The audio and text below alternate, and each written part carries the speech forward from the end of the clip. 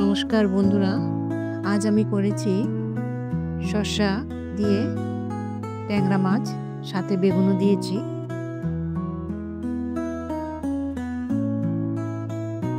যেটাকে আমরা শসা ট্যাংরা বলি। ট্যাংরা মাছগুলোকে ভালো করে ধুয়ে নিলাম। শসা নিয়েছি আমি, কালো নিয়েছি একটু, আবার লাল শসাটাও নিয়েছি। দিলাম এখানে পেঁয়াজ, রসুন, এগুলো পেস্ট করব, কাঁচা লঙ্কা, আর এখানে আদাটা পেস্ট হবে। আর নিয়েছি কাজু বাদাম আর কিছু মগজদানা, এটাকে পেস্ট করব একসাথে। আর এখানে ট্যাংরা মাছটার সাথে দেব আমি বেগুন, পিসগুলো একটু বড় বড় করে কেটে নিয়েছি।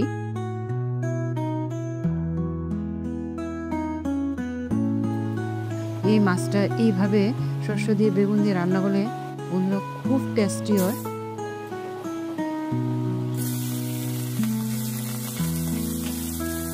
আমি নুন হলুদ দিয়ে মাছগুলো মেখে এখন ফ্রাই করছি। আজকে এটার মধ্যে লঙ্কা পাউডার দিইনি, শুধু নুন আর হলুদ দিয়ে আমি মাছটাকে ফ্রাই করছি।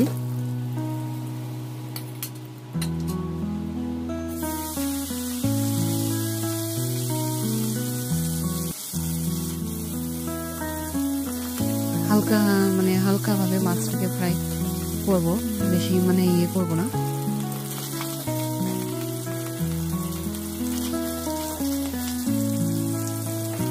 হালকা ফ্রাই করলে খেতেও টেস্ট হয় সবজিটার মধ্যে যখন আমি দেব।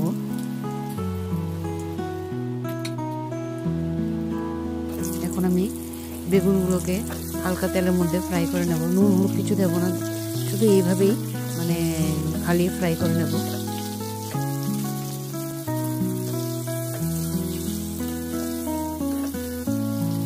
বেশি ফ্রাই না, হালকা ফ্রাই করলে হবে।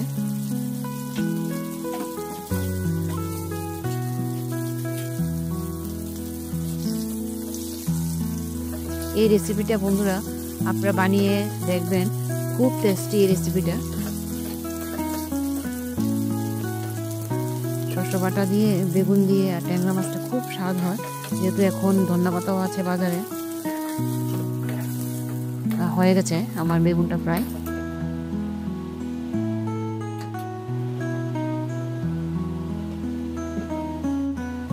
হালকা তেল দিয়েছি, তেলটাও আমি কম দিয়েছি। দিলাম দুটো শুকনো লঙ্কা চিড়ে, দেবো হালকা জিরে, গোটা জিরে। এখন পেস্ট করা পেঁয়াজগুলো দিয়ে দেবো।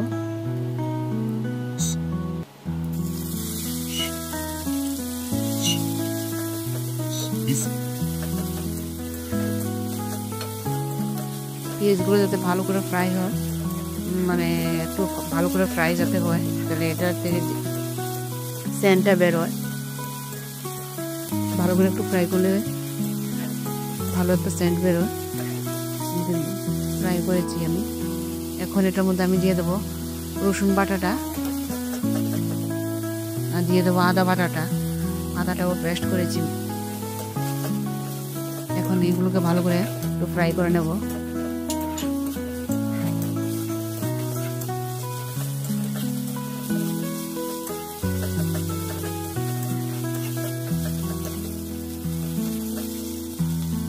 ফ্রাই হয়েছে। এটার মধ্যে আমি মশলাটা ইউজ করব, ধনিয়া, জিরা, লঙ্কা পাউডার, হলুদ। এটাকে একটু হালকা জল দিয়ে আমি মেখে দিয়ে দেব। মশলাটা খুব কম ইউজ করলাম এটার মধ্যে।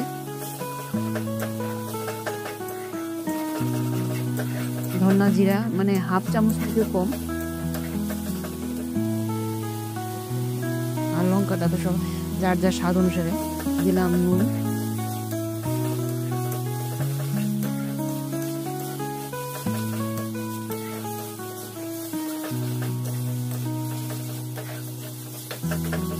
দেখুন বন্ধুরা, মশলাটাকে ভালো করে আমি ফ্রাই করে নিয়েছি। মশলাটা ফ্রাই হয়ে গেছে। এটার মধ্যে এখন আমি দিয়ে দেবো কাজু বাদাম আর মগজদানাটা পেস্ট করা।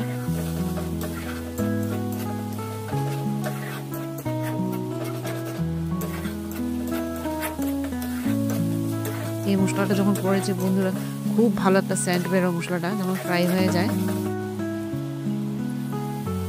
দিয়ে দিলাম শসাটা, হালকা জলে গুলে শসাটা দিয়ে দিয়েছি। 2 রকম শসা দিয়ে করলে এটা ভালো একটা সেন্ট বেরোয়।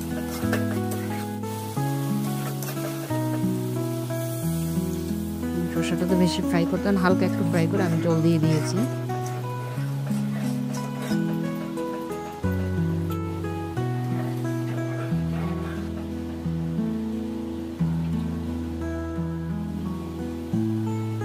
জলটা ফুটে উঠেছে, এখন আমি ফ্রাই করা বেগুনগুলো দিয়ে দেবো।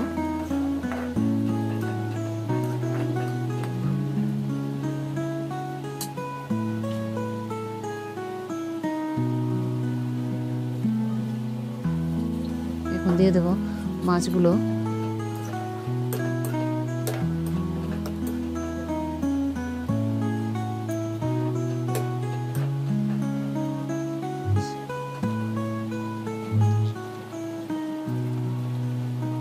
মাছগুলো দিয়ে হালকা হাতে নাড়াচাড়া করতে হয় যাতে মাছগুলো না ভাঙে, প্লাস বেগুনটাও যাতে না হয়। দিয়ে দিলাম কাঁচা লঙ্কা।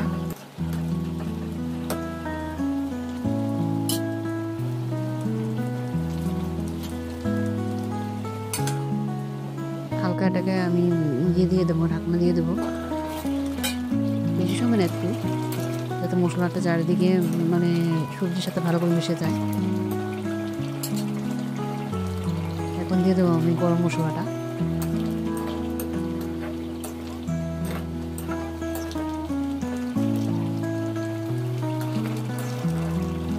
দেখুন বন্ধুরা মাখা মাখা হয়েছে।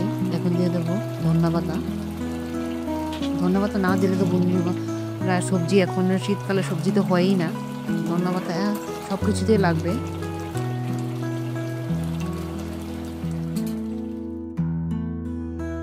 বন্ধুরা ভিডিওটা যদি পছন্দ, লাইক শেয়ার কমেন্ট করবেন। Thank you.